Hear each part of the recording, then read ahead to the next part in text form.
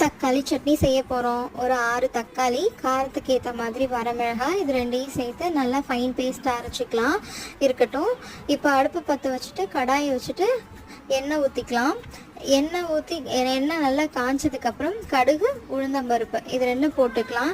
ரெண்டும் நல்லா பொரிஞ்சதுக்கப்புறம் கருவேப்பிலை சேர்த்துக்கலாம். இதுக்கு கொஞ்சம் கூடுதலாகவே கருவேப்பிலை சேர்த்துக்கலாம், ஏன்னா சாப்பிடும்போது ரொம்ப டேஸ்ட்டாக இருக்கும்.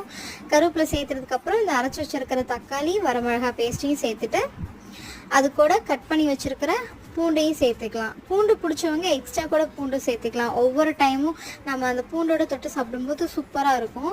அதுவும் இந்த சட்னி இட்லிக்கு தான் இன்னும் டேஸ்ட்டாக இருக்கும். ட்ரை பண்ணி பாருங்கள். இந்த இடத்துல தேவையான அளவு உப்பு சேர்த்துக்கலாம், மஞ்சள் சேர்த்துக்கலாம். அவ்வளவுதான். நல்லா எண்ணெய் பிரிஞ்சு வரணும், தக்காளியோட பச்சை வாசனை போகணும். நல்லா சுண்டி வந்ததுக்கப்புறம் இது நீங்கள் நல்லெண்ணெய் சேர்த்து செய்யலாம்.